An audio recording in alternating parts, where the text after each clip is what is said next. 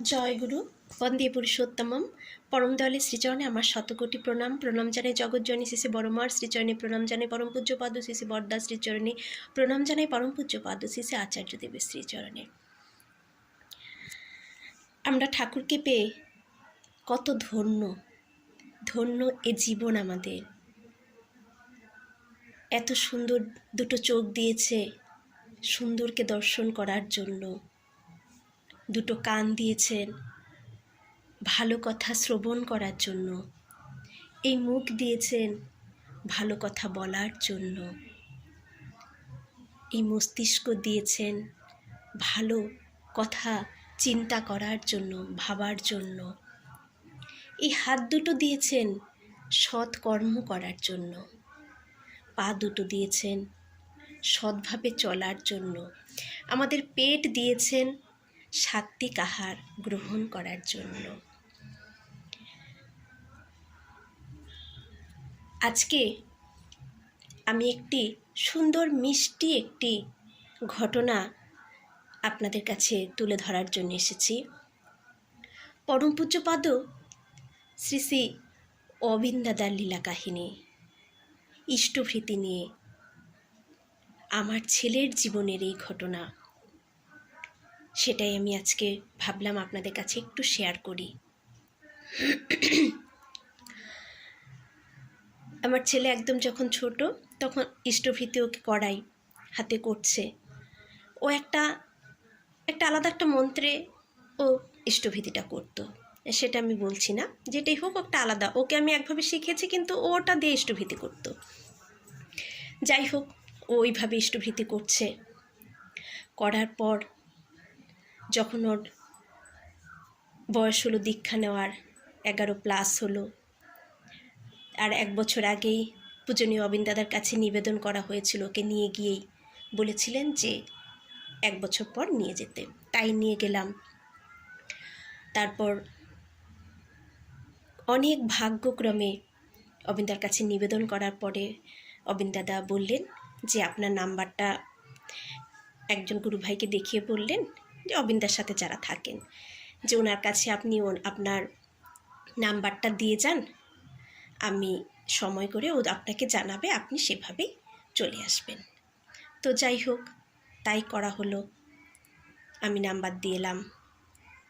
পরদিন আমাকে ফোন করে জানালো যে বিকেল 4টের সময় বড়দার বাড়িতে যেতে। আমি, আমার বর, আমার ছেলে, আমরা সব পরিবারে গেলাম। যাওয়ার পর সেই গুরু ভাই এসে আমাদেরকে বললেন যে ওই যে আচার্যদেবের যে চায়ের ঘরটা, বললেন যে আপনারা এখানে বসে থাকুন।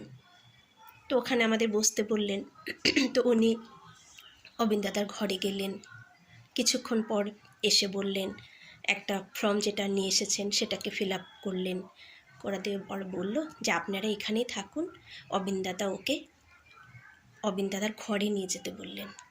শুনে প্রাণটা জুড়িয়ে গেল যে আমার ছোট্ট সন্তানটা অবিন্দ দাদার ঘরে যাবে দীক্ষা নিতে। মানে কি আনন্দ! সে আনন্দের ভাগ হয় না, সে আনন্দ বলে বোঝানোর আনন্দ নয়, যে স্বয়ং তার ঘরে গিয়ে ওর দীক্ষা।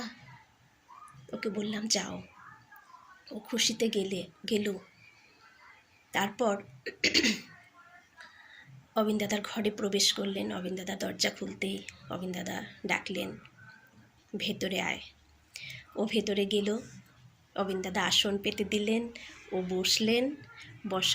বসার পর ওকে ইষ্টভৃতি করালো।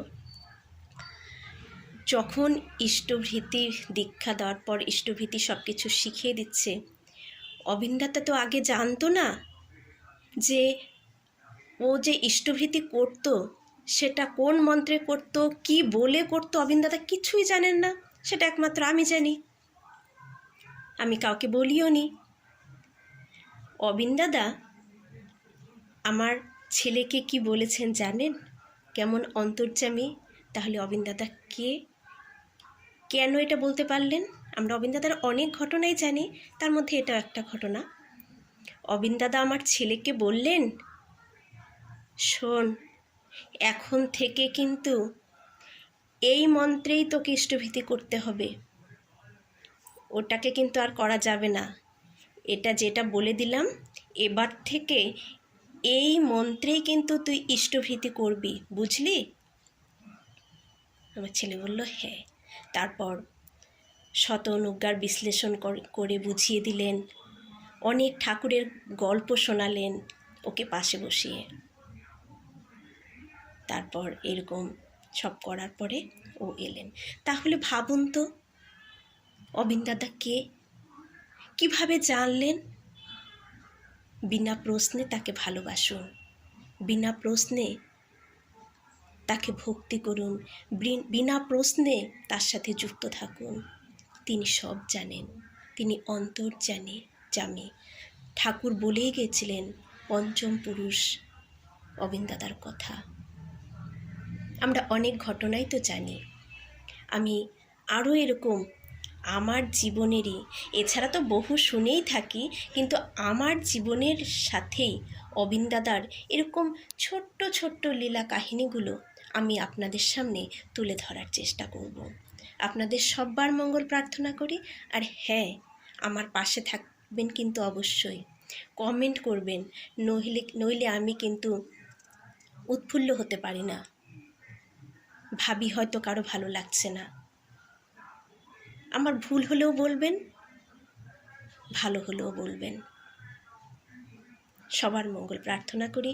সবাই খুব খুব ভালো থাকুন। আমার প্রভুকে নিয়ে। জয় গুরু। বন্দে পুরুষোত্তমম।